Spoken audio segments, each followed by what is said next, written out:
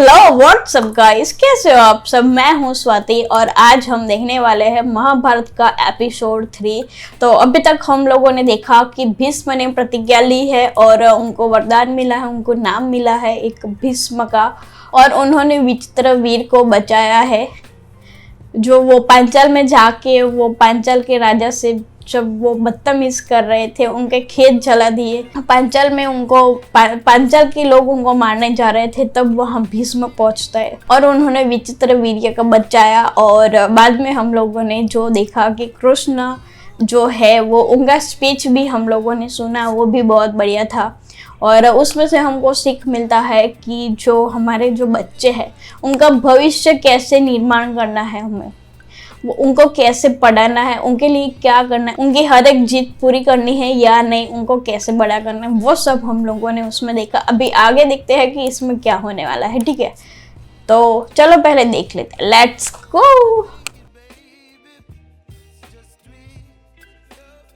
ओ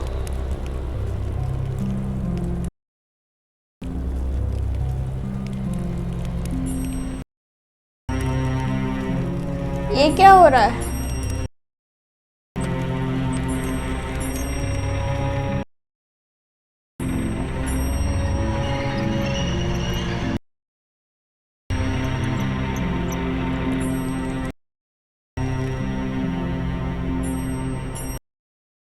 सारे प्रहरी जागृत है भीष्म।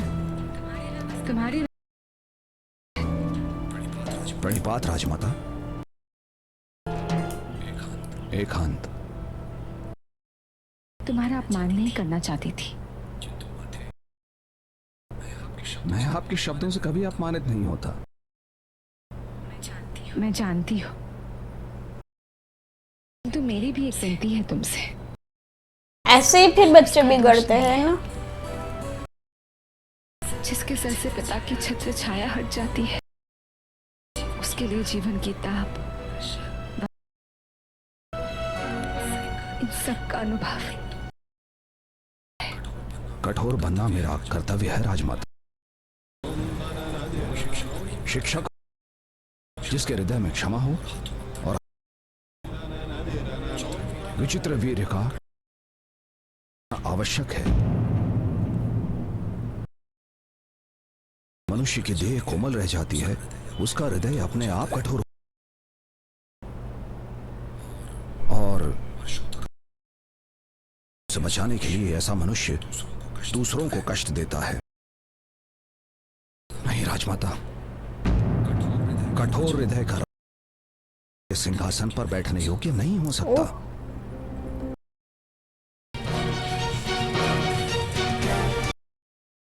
रिश्ते पे तीनों कन्याओं का स्वयंवर इसी समय आयोजित किया। बड़े राज्य में विवाह योग आयु की कोई कन्या भी दिखा।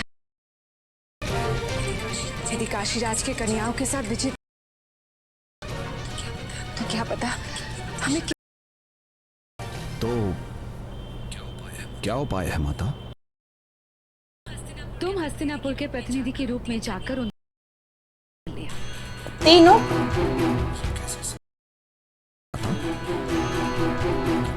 कन्या विवाह करती है, समर्थ राज्य से नहीं।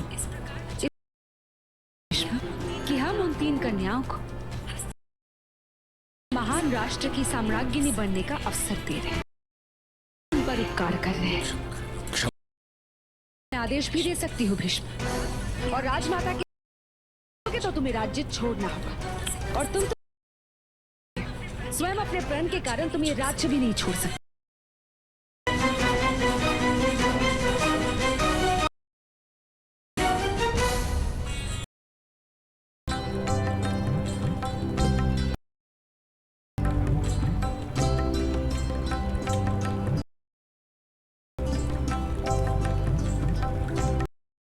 ओ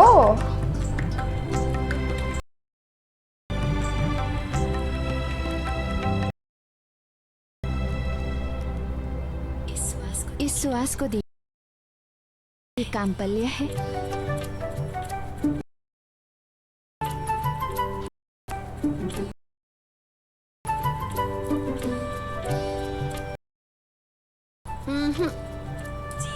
जीजी को सुवासक, समुद्र की सुगंध वाला कोई आओ।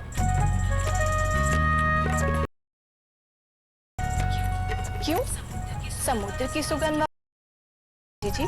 समुद्र कुक्षी के मेरे तो हाथ कांप रहे हैं जीजी। कैसे किया जाता है? तो नवंबर में मैं किसके कंठ में वरमाला पहनाऊं?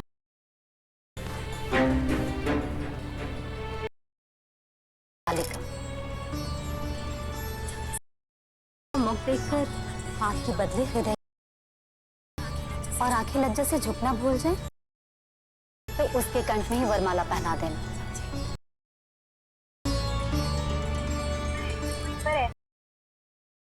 तो पीड़ा से भर जाएगा। जीजी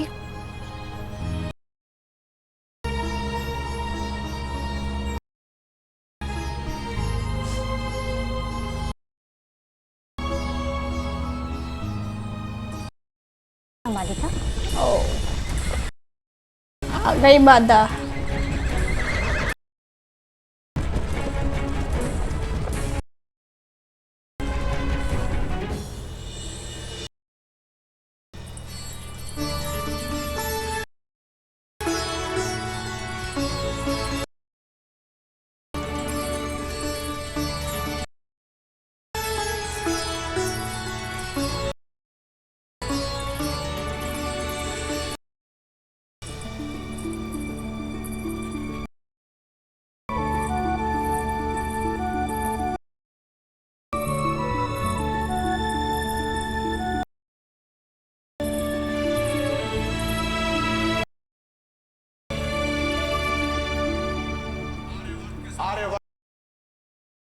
राजाओं और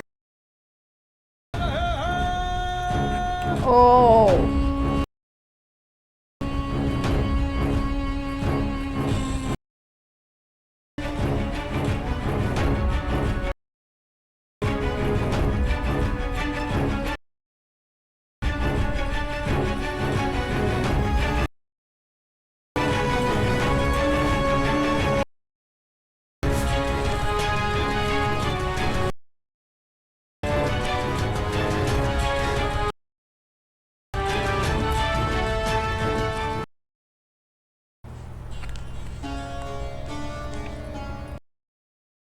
के सिंहासन के प्रतिनिधि के रूप में यहां आया हूं। हमारे युवराज विचित्र वीर के लिए दान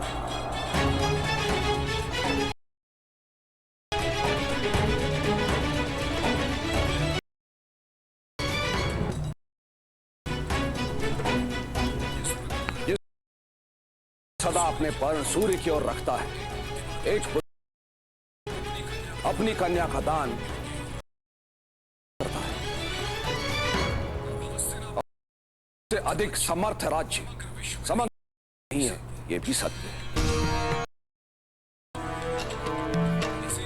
इसीलिए आप हस्तिनापुर के युवराज विचित्र वीर्य को करें और इन्हें हस्तिनापुर की सौभाग्य प्राप्त होने दें। यदि उपस्थित राजाओं में किसी को मेरी बात पर आपत्ति है, उस राजा को मेरे सामर्थ्य की परीक्षा लेने का। क्षत्रिय कभी द्युत और द्वंद का आह्वान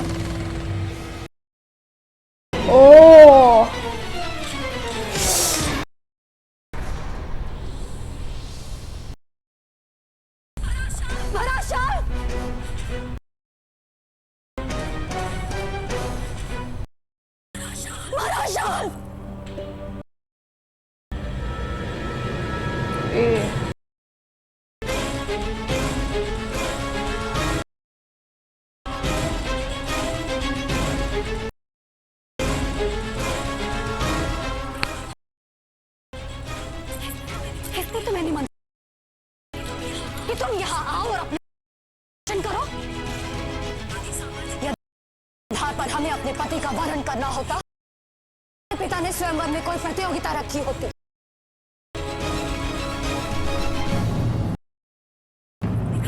दिखाई देती है कोई प्रतियोगिता यहाँ? मैंने मन से महाराज शाल्व को अपना पति मान लिया।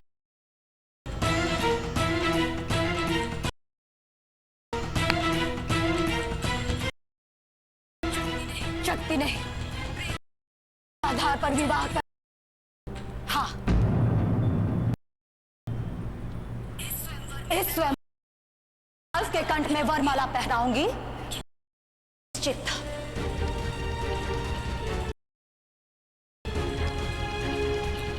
तब तो ये स्वयं छल है। इतने राजाओं ने अपने पास किया, वो क्या व्यर्थ था?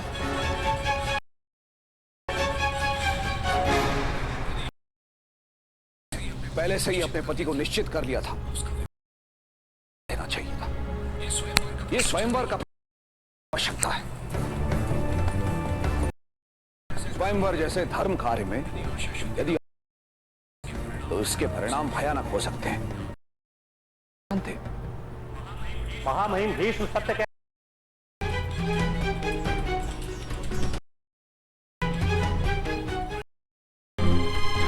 मुझे अंबा के इस निर्णय। अब जब महामहिम भीष्म ने जय कर ही लिया है तो इनके विवाह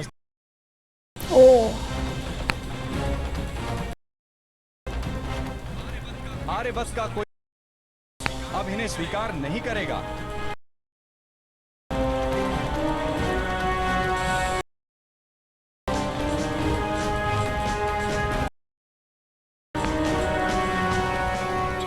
मुझे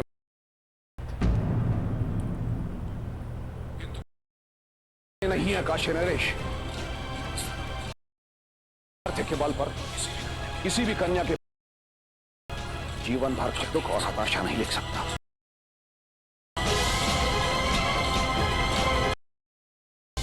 आप अपनी पुत्रियों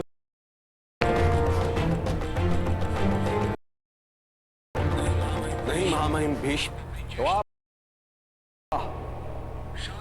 शाल्व महाराज की हस्तिनापुर देवी अंबा को से मुक्त करता है और उन्हें उपहार देकर उन्हें सम्मान देने।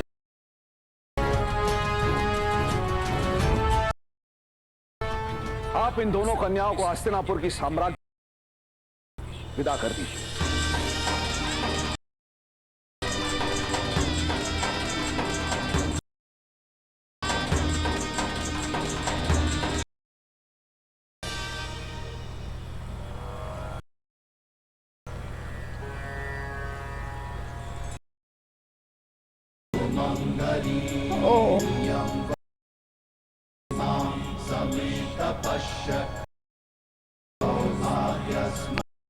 कन्या को बुलाइए।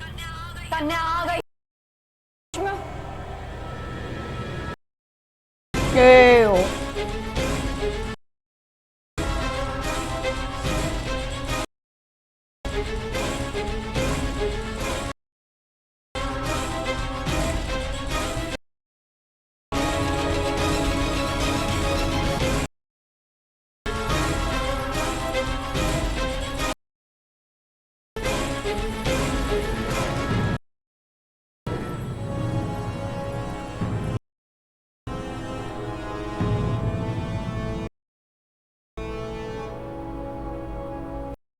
विवाह करने आ गई हस्तिनापुर के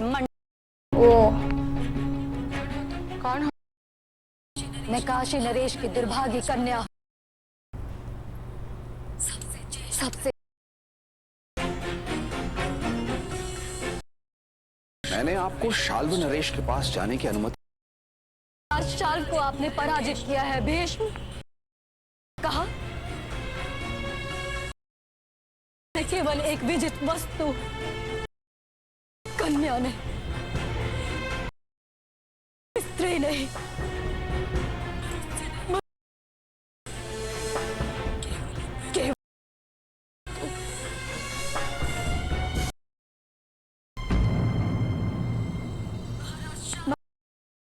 कहा कि आपने मुझे जीता है, इसलिए मुझ पर केवल आपका। मैंने जो कुछ भी किया इसमें मेरा कोई दोष नहीं। जो भी कन्या स्वयंवर के लिए वो बिना किसी पूर्व निर्णय के आती है, किंतु आपके साथ जो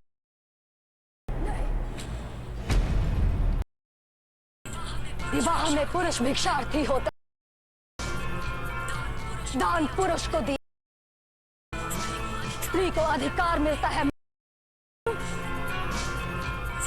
मुझे अधिकार चाहिए। आपने का प्रदर्शन करके मुझे जीता है, तो केवल आपके साथ कम। भीष्म, भीष्म, भीष्म।